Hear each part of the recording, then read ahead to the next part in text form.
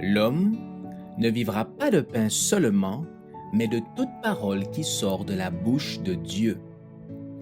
Voici votre moment de méditation quotidienne.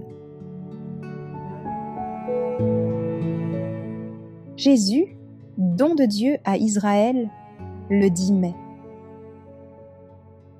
Dieu l'a élevé par sa droite comme prince et sauveur pour donner à Israël la repentance et le pardon des péchés. Actes, chapitre 5, verset 31. Le repentir est l'un des premiers fruits de la grâce salvatrice. Notre grand professeur, par ses leçons à l'homme errant et déchu, présente sa grâce génératrice de vie.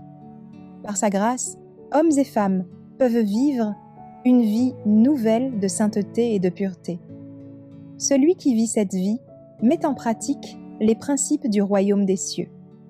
Dirigé par Dieu, il conduit ses semblables dans le sentier de la justice. Il ne mènera pas les boiteux sur des sentiers incertains. L'action du Saint-Esprit dans sa vie révèle sa collaboration avec la nature divine. Toute âme qui est ainsi travaillée par l'Esprit du Christ reçoit cette grâce avec une telle abondance qu'en observant ses bonnes œuvres, le monde incroyant reconnaît qu'elle est dirigée par la puissance divine et qu'elle glorifie Dieu. La lecture et l'étude du chapitre 34 d'Ézéchiel vous apporteront de très précieux encouragements. Je porterai secours à mes brebis, afin qu'elles ne soient plus au pillage, déclare l'Éternel. Et je traiterai avec elles une alliance de paix.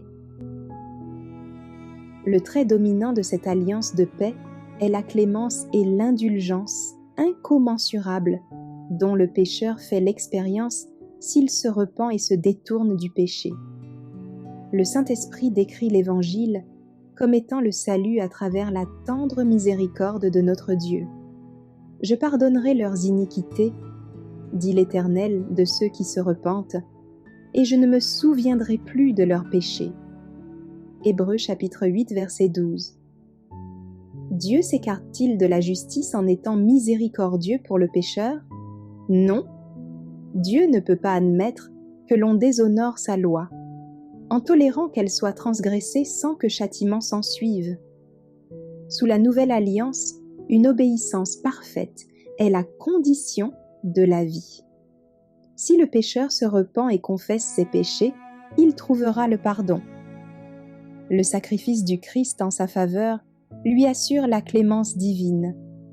Le Christ a satisfait aux exigences de la loi pour chaque pécheur croyant et repentant. L'expiation accomplie par le Christ pour nous est totale et en tout point agréable à notre Père.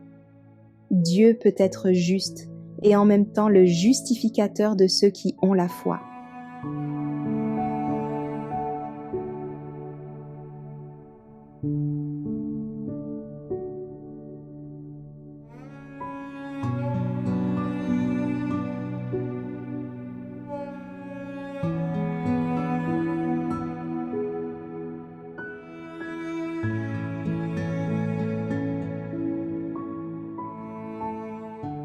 Merci d'avoir écouté cette présentation. Assurez-vous de nous rejoindre demain pour votre moment de méditation quotidienne avec lereste.org.